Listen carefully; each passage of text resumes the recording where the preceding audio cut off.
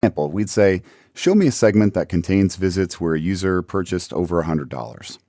Or show me visits where they saw a video or came from a certain state. But recently, Google released some improvements that take our ability to segment to a whole new level, and they better reflect the type of analysis that we often do. Now before, if we came over here to the Advanced Segments area, and we created a new segment, we would come down, we selected our conditions, I believe we did a search for revenue. And the options that we have here are that we can specify the revenue per session or revenue per hit, but more likely per session, which is the same thing as saying per visit. And we said that was going to be greater than or equal to, let's say, $100.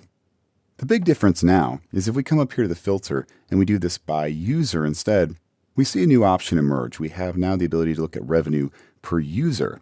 And what this means is that this condition can be met over the course of several visits that may even span multiple dates. Now we still have the ability to do that hit level as well, but it's these new user segments that are really a big deal. And as someone who deals with large enterprise, big data type analytics all day long, I can attest that this is a really, really big deal. This is one of the very few tools that offers this kind of functionality, let alone for free. And there was some speculation that this would be a feature that's held back for the premium version of Google Analytics that costs 6 figures per year. But here it is in the free product for all of us to take advantage of.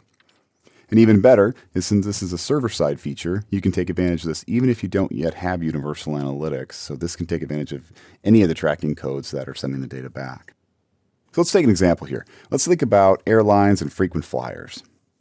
Airlines almost always sell out at Christmas and other major holidays, so they aren't necessarily so excited about that one traveler who bought one expensive ticket per year to make that Christmas trip home to grandma's house.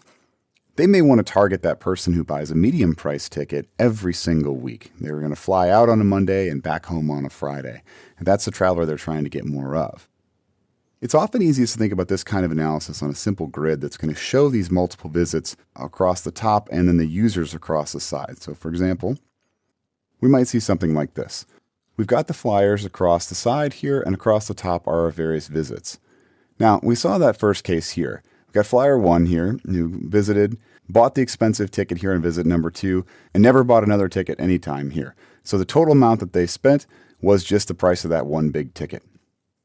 Now granted, if we were just doing the session type analytics we've been looking at before, this flyer number 1 would without a doubt appear to be the best. This was the big spender. This is the person that we were supposedly going to look for in terms of our analysis. But in the scenario we just laid out, this isn't actually the person that the business case wants.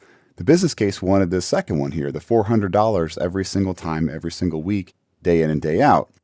We've also got a third one down here who spent more per ticket. So we see that both of these spent more than the top person, even though these were the lowest, cheapest prices there were. So the cheapest prices were flyer number 2, who had the most money.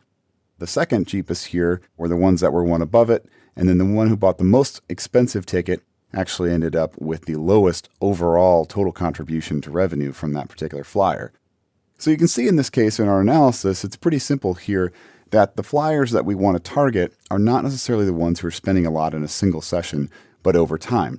And what we want to do is have our web analytics reflect the fact that this is the analysis we want to do. So let's go back to the interface and look at a couple of different ways to do this analysis. The first thing I want to point out is date range. We can go back 90 days in our user analysis. So this is known as a look back window, and we have a 90-day look back window at which we're going to look at the total behavior of a single visitor. So the first thing we said we're going to do is just by revenue. So in this case, it's just like we did with sessions, except it's going to be by user. So we've selected users here. We've got revenue per user greater than or equal to.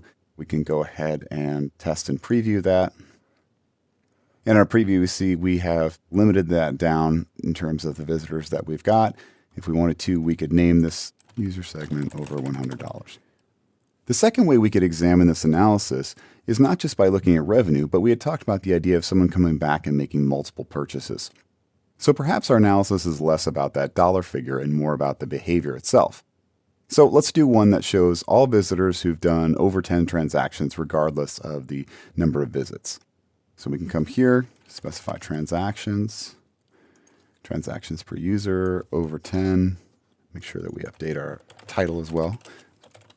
Another thing that we might want to do while we're at it here is go the other direction. Perhaps we want to have low value users as well, or at least users who do not exhibit this behavior. So we can say users who did less than 3 transactions.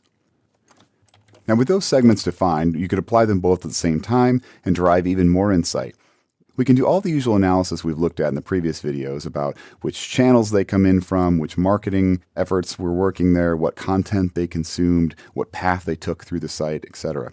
All those things can be applied, and we can do it for both those who are in the low value there, less than 3 transactions, and those who are above 10, and look at those simultaneously. And remember, this is not just about revenue. We often use this as our first example, but it's far from the only type of analysis to do. This could be really powerful when we start examining the entire purchase funnel, particularly if we've done a good job of defining micro-conversions as steps along the way. So we could look at people who read a white paper and then used our configuration tool and then checked out. Now this can get even more powerful if we not only look at the entire scope of multiple visits, but the sequence in which they happened. So this is what we'll look at in a future video. But for now, I encourage you to spend some time thinking about how your analysis is going to change now that you can think about a segment in terms of the entire user, not just one particular visit.